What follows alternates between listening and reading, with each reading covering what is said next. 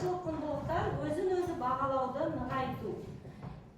Енді бізде бүгінгі сабағымыздың мақсаты оқушыларға көшбасшылықтың негізгі құндылықтарын түсіндіру, жеке көшбасшылық қабілеттерін анықтауға көмектесу, өзін-өзі бағалауды нығайту, өз күшті тұстарын көре білуге жетелеу.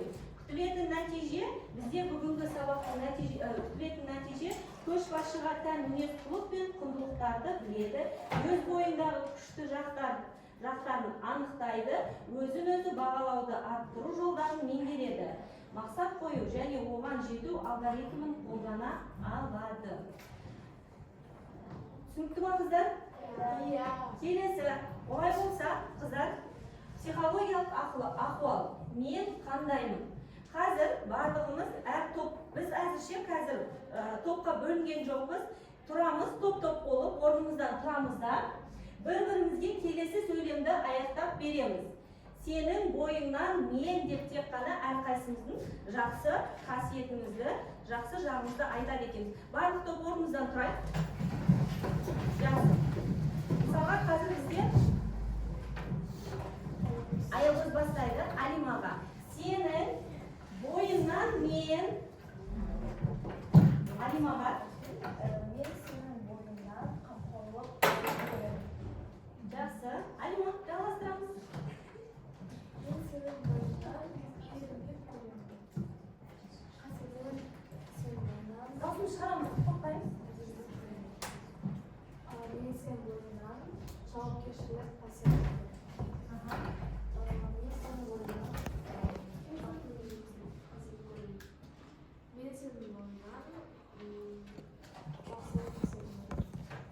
Жақсы, рахмет. Келесі топ бізде отыра береміз. Бірінші топ.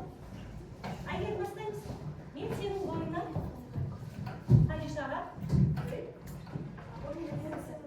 Каусар бастаймыз. Айтамыз Каусарға. Мен сенің бойыңнан жауапкершілік пен қамқорлық қасиет көремін. Мен сенің бойыңнан қамқорлық қасиет көремін. Мен сенің бойыңнан сыйлық қасиет көремін. Мен сенің бойыңнан өте мінезділік пен пәктілік қасиетін көремін. Мен сенің бойыңнан Мен сенің бойыңнан ақылдылық қасиетін көремін. Жақсы, рахмет. Үшінші топ. Бастаймыз. Мен сенің бойыңнан көшбасшылық қасиетін көремін. Мен сенің бойыңнан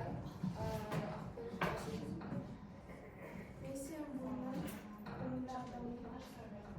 Мен сенің бойыңнан Мен сенің бойыңнан сыпайылық. Мен сенің бойыңнан жанашырлық қасиетін көремін. Өте жақсы. Мен сенің бойыңнан үлкен жауапкершілікті көремін. Мен сенің бойыңнан қамқорлықты көремін. Жақсы, рахмет. Қыздар, отырамыз. Келесі топ. Аяқтаймыз. Хадиша, бастаймыз. Бастаймыз. Мен сенің бойыңнан кішіліктілік және қамқорлықты көремін. Мен сенің бойыңнан жанашырлықты көремін. Мен сенің бойыңнан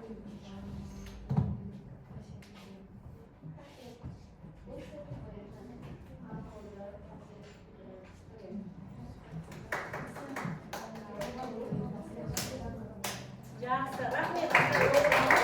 Барлығымыз бір-бірімізге жақсы күй сыйладық деп ойлаймын. Солай ма, қыздар? Жақсы, рахмет. Қыздар, келесі енді оқушыларды топқа бөлу. Қазір мен мына жерде түстермен таңдаймыз. Сол түсте қазір мына жерде алғыларыңыздар тұр ғой. Тез бір-біреуден аламыз. Қабілет, көшбасшы, дағды, тұлға. 4 топқа бөлдік. Бір-біреуден аламыз, қалғанын ішінде жазылып тұр. Сол бойынша топ-топ әрқайсысы өзіміз отырамыз. Бір-біреуден аламыз. Түстер арқылы біз топқа бөлініп жатырмыз, е? Жақсы. Келесі.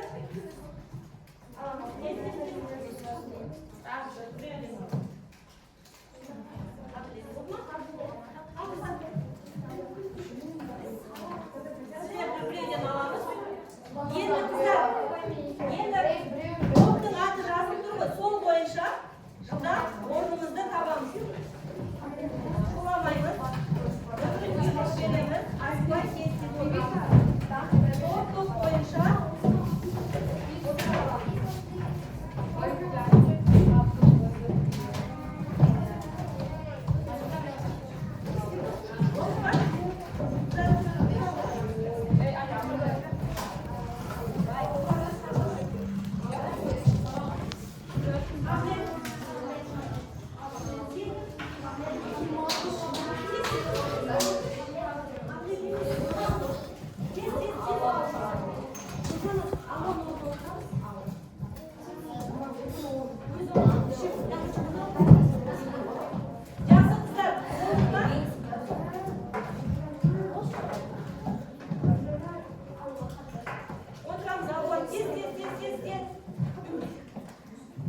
Енді қыздар, бізде жаңа мен сіздерге тақырыпты түсіндірдім, иә? Енді осы тақырып бойынша алуа жылдамдыңыз? Жақсы. Енді нағыз көшбасшы қандай дейді? Көшбасшы дегеніміз кім, қыздар? Кім жауап береді? Көшбасшы дегенді қалай түсінеміз?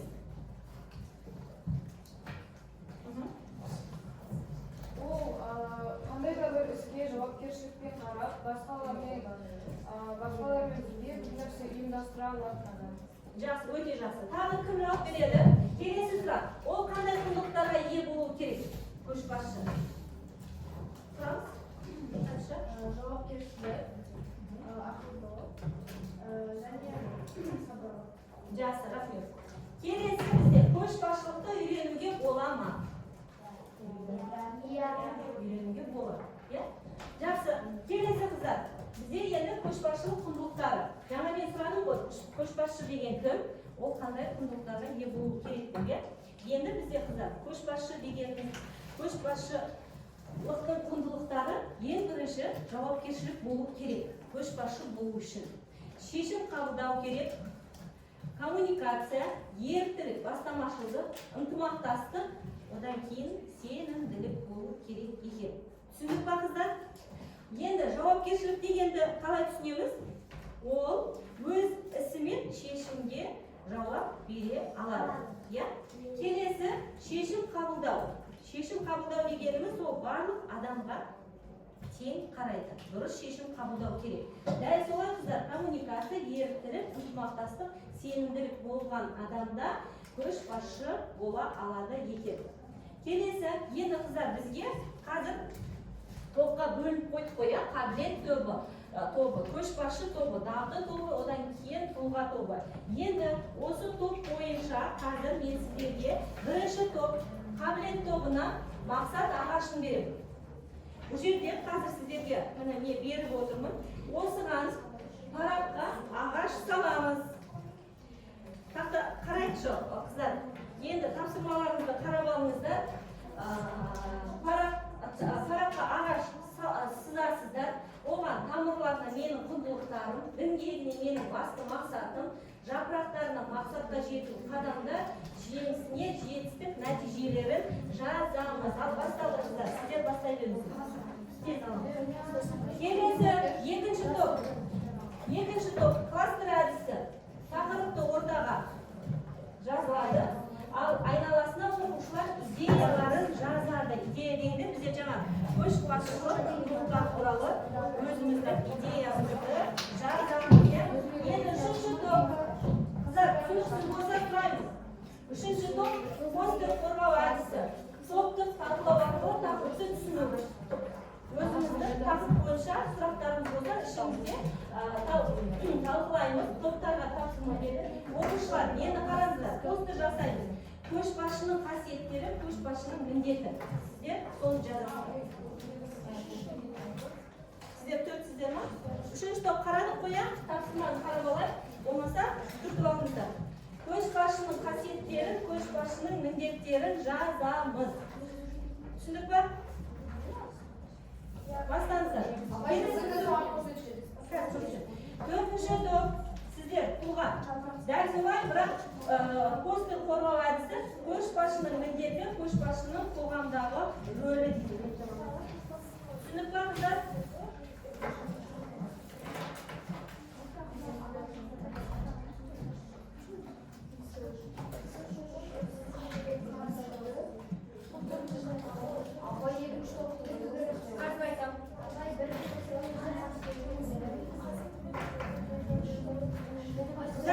Төртінші топ қарап алайық, тапсырмамыз. Алима, қараймыз.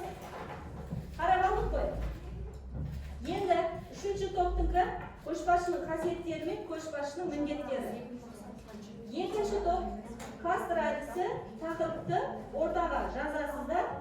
Ал айналасына оқушылар өз идеяларын жазасыздар. Көшбасшы болу үшін не жасау керек, не істеу керек, қандай қасиеттер болу керек деген сияқты. Бірінші топ ол жаңа біз мақсат ағашы дейміз. Түсінікті қоямыздар.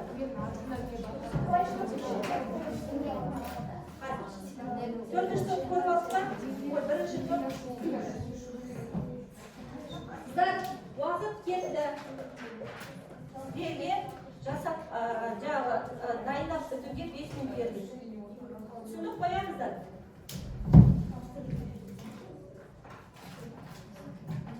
Төртінші топ жаңа кім сұрады? Жазыңыздар.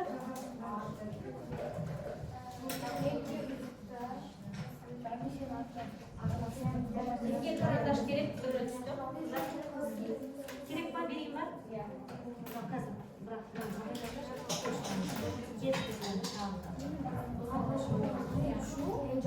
сұрақ бармаңыздар. Маркерде бар екен. Бізге маркер.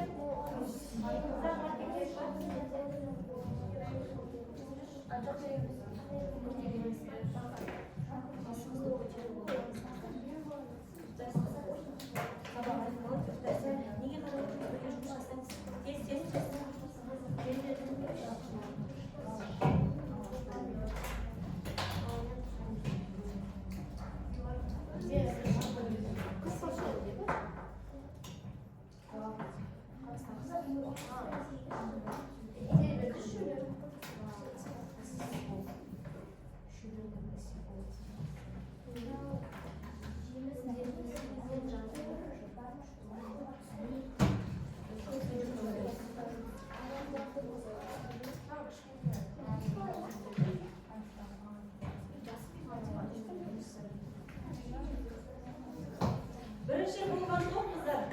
Орнымыздан тұрамыз, одан кейін оқтаға шығып қорғаймыз. Жақсы ма қыздар?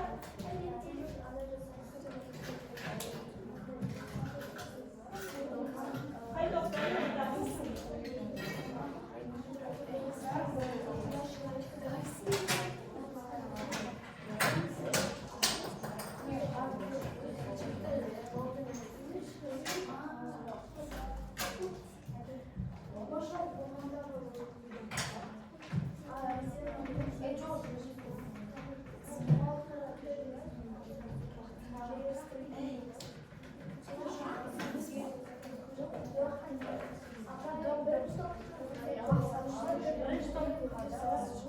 Мақсат ағашы қыздар.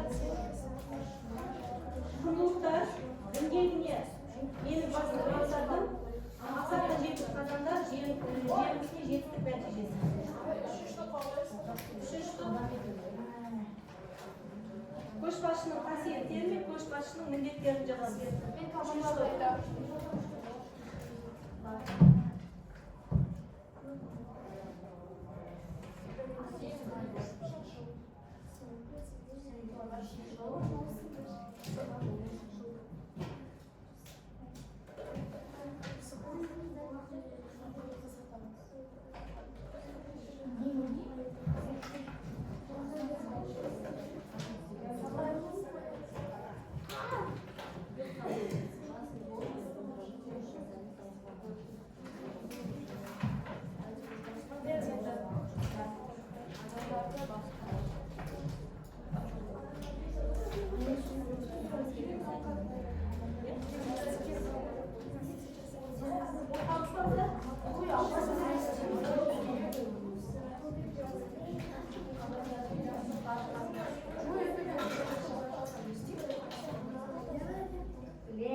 Қай топ дайын қыздар? Жылдамдатамыз.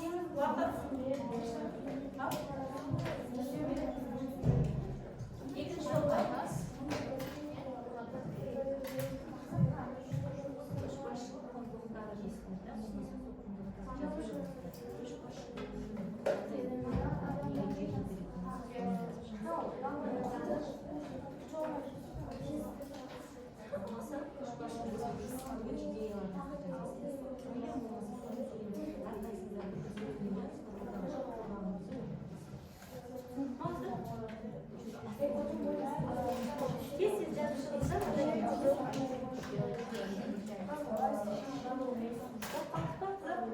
Tez. Vaqt. Ben ortaga chiqamiz.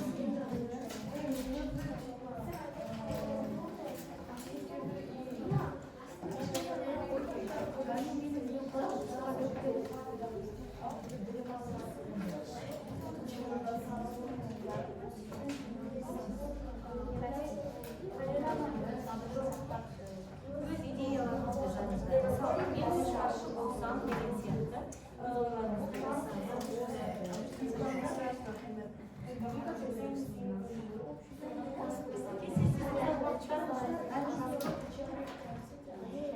oylarımızı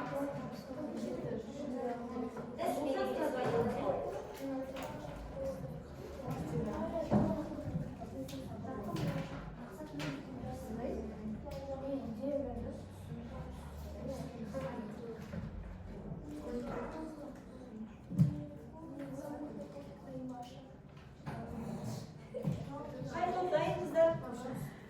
Bunlardan da buraya fotoğrafınız var.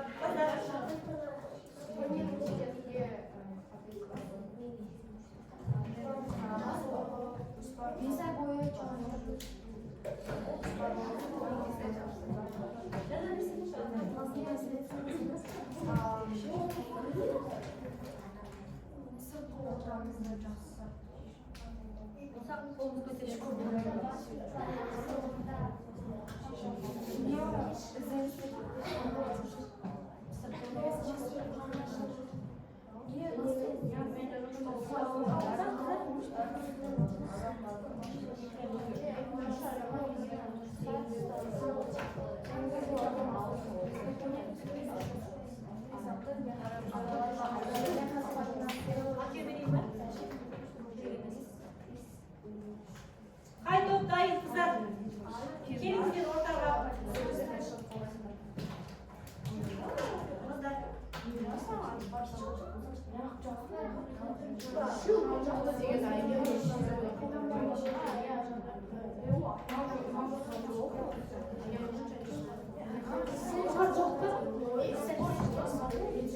Kızlar жұмысыңызды аяқтай беріңіз, бірақ бірінші топты қыздар, бірінші топты тыңдап отырамыз. Ортаға шығамыз қыздар.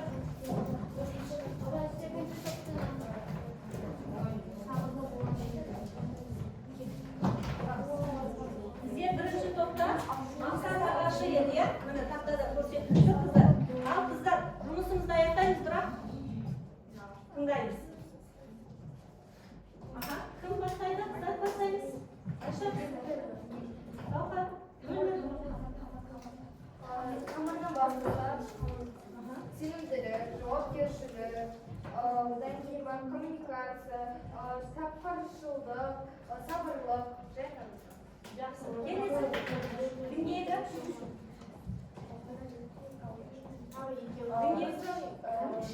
жалпы мақсатымыз ол жарқын болашақ.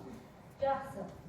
Ағалай? Ал бұл мақсатқа жету үшін біздің қадамдарымыз ол өз-өзімізге деген сенімділігіміз, өзімізді дамыту, адамдармен қарым қатынасты жақсарту, көп уақыт білім алу, үнемі ізденістер жасау және self-study.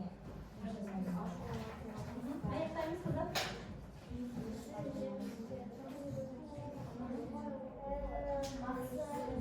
Мен мақсатыма жетті, жолға түсті, ойымды жақсы ойға таптым, ата-анамды өзімді мақтадым,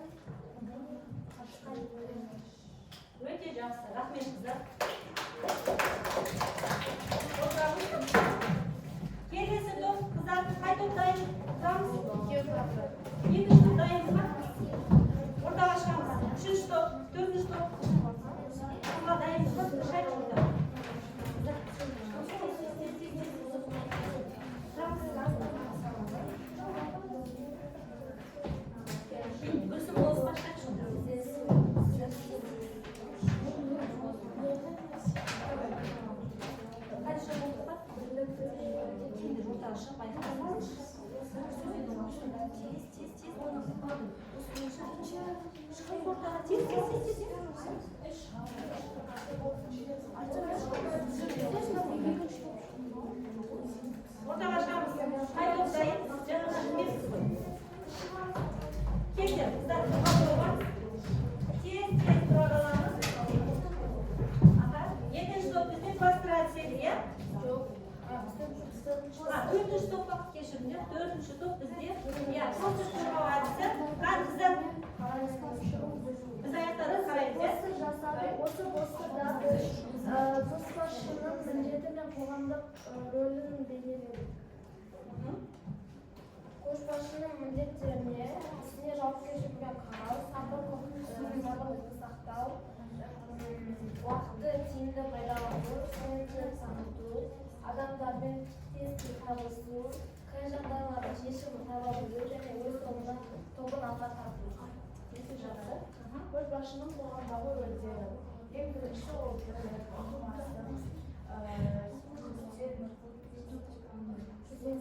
ізденісте болу, адам ақтау, білімді болу, адамдарға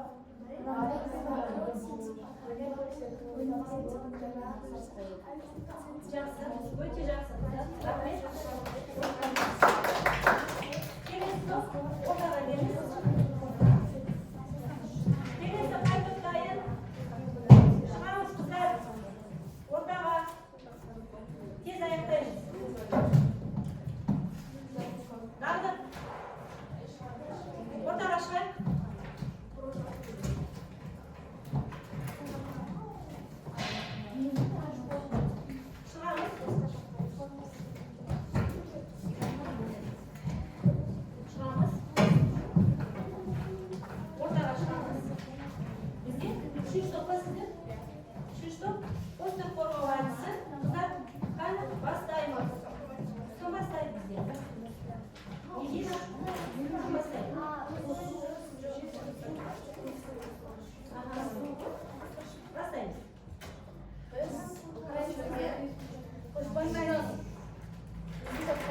Көшбасшының қасиеті және міндетін жазып берді. Енді біріншісі өз ойын дұрыс жеткізу және міндетті танып, адамдарды достастыра білу. Тағы бір міндет ортақ шешім қабылдау болады.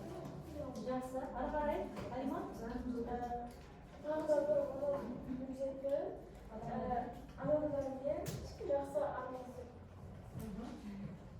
Көшбасшы қоғамдық ортада өзін-өзі дұрыс ұстау. Және де өз ойын дұрыс жеткізе білу. Өте жақсы. Ары қарай? Көшбасшы және жан-жақты бола білу керек. Және өзінде тұру қажет.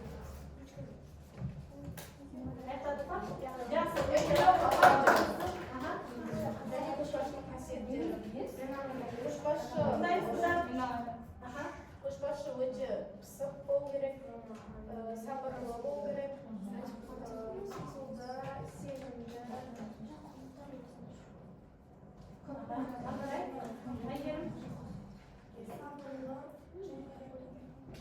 Дұрыс шешім қабылдау.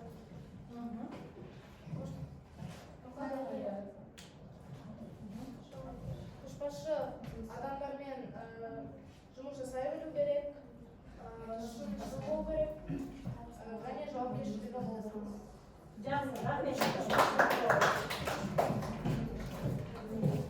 Рахмет қыздар. Енді қыздар бізде қай тоқсанды шығамыз ортаға? Жақсы шығамыз.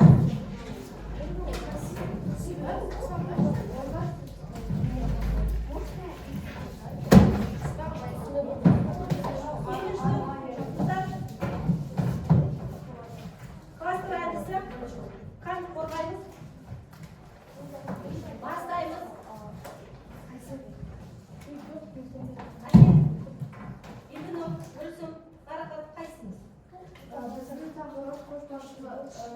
Көшбасшының бойында болу керек құндылықтар. Біз бірнеше мысалын келтірдік. Бірінші мысал сабырлық. Сабырлық ол адамның өз мінез-құлқын, өз тағы ұстап, мысалы қиын жағдайларға бейтарап қарау. Мысалы қандай жағдай болса да оған жауапкершілікпен қарау керек. Келесі. Жұмысты өз мойнына ала алу, жауапкершілікті көшбасшылығынан кейін жауапкершілік қасиеті өте маңызды.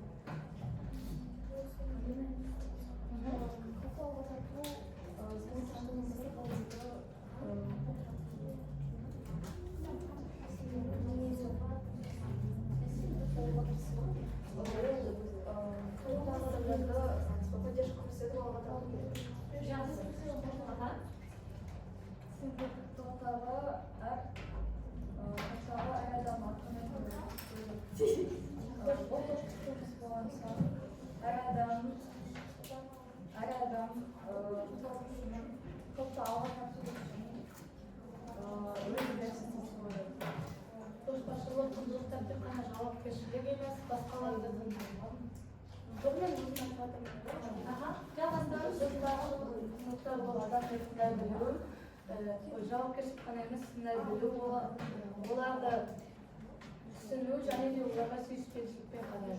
Өте жақсы. Сұранған тағдырға болмау. Көшбасшы мен басшымын деп мұрнын көтермеуі қажет. Бұл ең маңызды факторлардың бірі. Себебі көшбасшы өз басын солай көкке көтеріп кететін болса, ол өзінің тобы, өзінің артындағы адамдар туралы мүлдем ойламауы мүмкін. Жақсы. Жақсы, рахмет қыздар.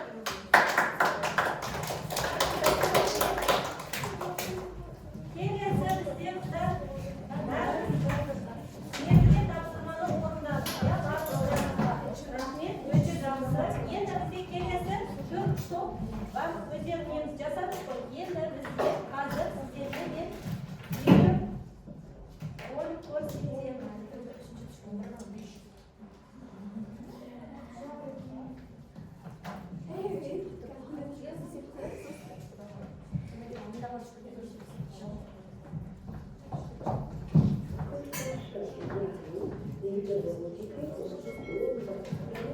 Тыңдаймыз, қыздар, басымыз көтереміз.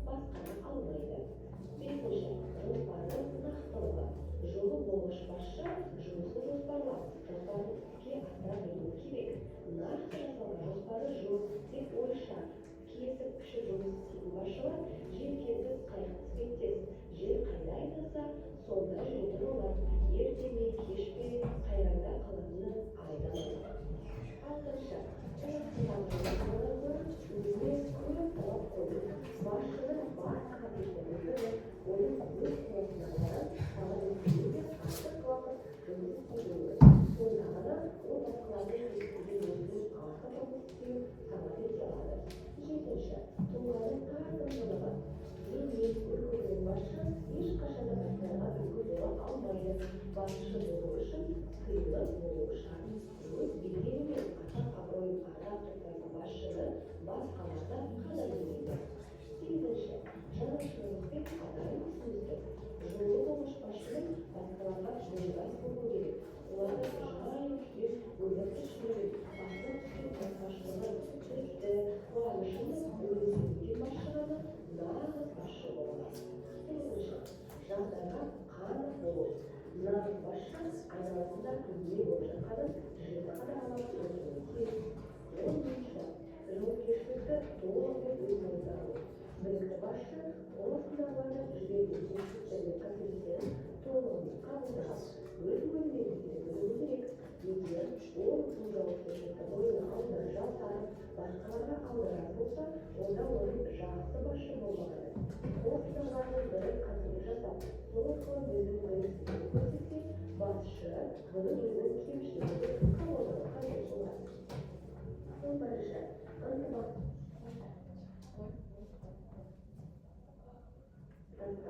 Білікті басшы басқалармен ынтымақтасу қағидатын жедел пайдасы түсіп, оның өмірде қолдана білуі шарт және қуатындағылардан тыңдап талап ету керек. Көшбасшылық үшін адамдар жеке болу қажет. Алға тек ынтымақтастық арқылы ғана қол жеткізуге болады. Көшбасшылықтың екі түрі бар. Біріншісі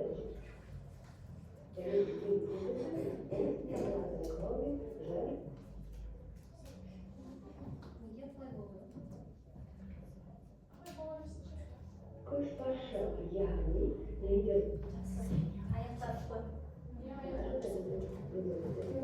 Жақсы қыздар, видеодан не деймін? Көшбасшылық туралы. Әр топтан бір қыздар сөйлейік. Найымыз ба? Бірінші топ бастаймыз. Көшбасшы бәріне үлгі болады екен. Жақсы. Келесі топ. Қай топтаймыз? Тұра беріңіз. Көшбасшы нақты шешім қабылдауы керек. Жақсы. Келесі. Тұрамыз. Үшінші топ. Жақсы. Әсел, екінші топ кім жауап береді? Гүлсім. Көшбасшы өзін басқаға білдіру керек, және сабыр. Өте жақсы. Қыздар, видеоролик бойынша түсінікті болды деймін, көшбасшы болудың 11 құпиясы деді. Енді қыздар, топтық жұмыс осымен қазір екінші тапсырма. Қиын жағдайда шешім қабылдау. Ситуациялық тапсырма. Қараймыз қыздар. Әр топ қазір мен оқимын ситуацияны. Топпен жаңағыдай ақылдасамыз да, топтан бір оқушы сөйлейді. Сыныпта жоба жасау барысында топ мүшелерінің біреуі ештеңе істемейді. Не істейсіз? Топтар өз шешімін ұсынады. Түсіндік па қыздар? Жағдай, сыныпта жоба жасау барысында топ мүшелерінің біреуі ештеңе істемейді. Не істейміз? Топта ақылдасамыз, әр топтан бір оқушыдан тұрып жауап береміз. Уақыттар тез. Қараймыз, ақылдасамыз тез, қыздар. Одан кейін әлі бізде бағалау бар, осымен сабағымызды жоқ, тамамдап қалдық.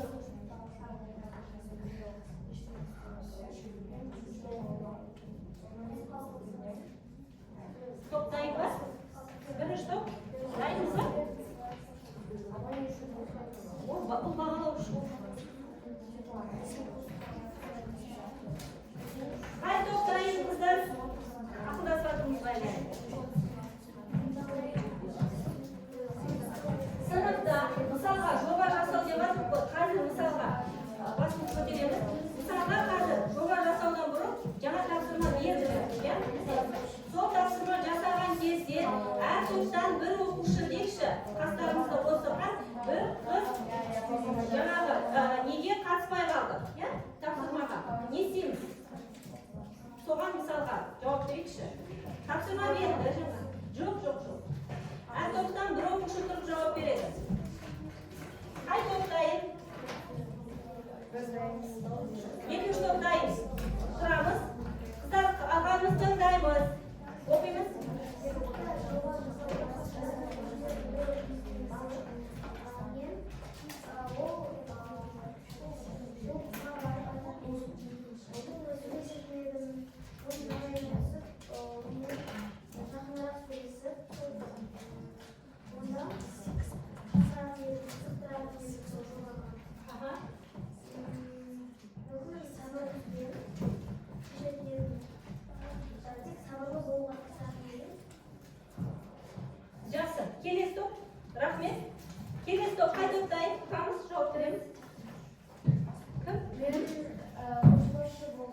ол топ мүшесіне барып ситуацияны сұрайтын еді. Егер ол жерде ситуация болса, барынша көмектесіп, оны қосуға қаласын. Жақсы. Ең соң тез уақыттар қазір бағалау бар. Қай топ сөйлемеді сен? Мөлдір тұрамыз тез.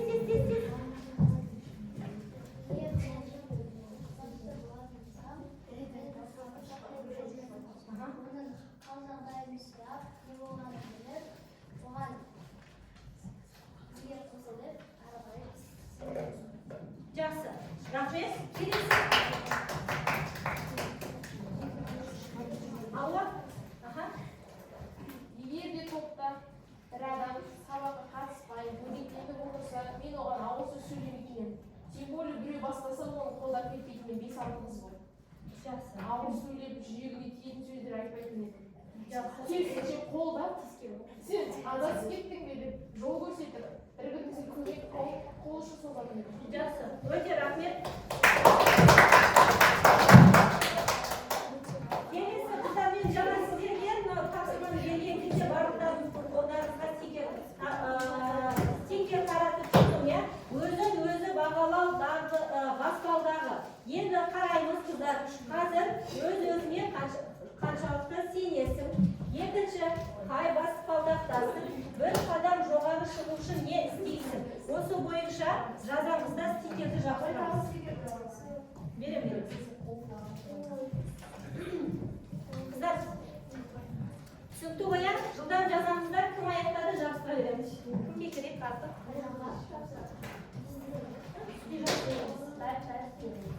Мен яши бір реттен бүйтіп қойып шығады бұл. Ақма? Түсінікті ба қыздар? Қой беріңіз, жабыстыра береміз. Кім аяқтады жылдам қыздар?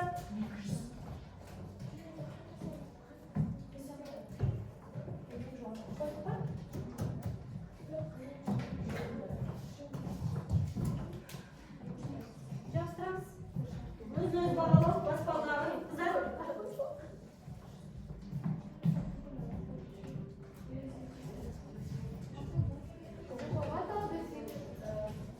Бар берем. Тез жазамыз қыздар. Кім аяқтады жабыстырып шығамыз. Қазір мен сабақты қорытындылар. Мен сабақты аяқтаймыз. Жабыстырамызда орнымызда баспалдағы.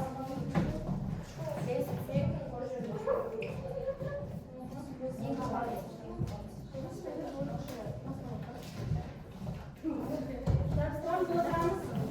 Келесі қыздар аяқтаймыз. Екінші топ оқпақ жабыстырамыз. Үшінші топ, төртінші топ жабыстырамыз. Аяқта жабыстырамыз.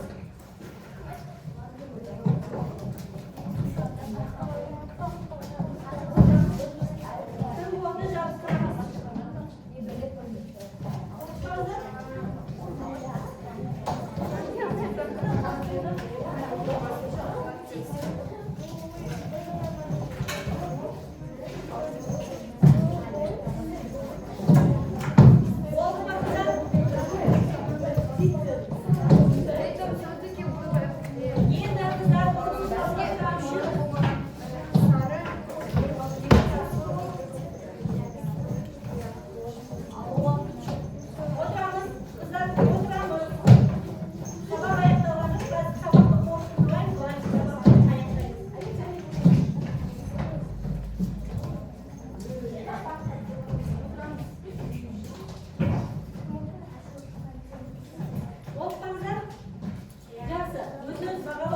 Баспалдағы бойынша әрқайсымыз өз-өзімізді бағалап біттік.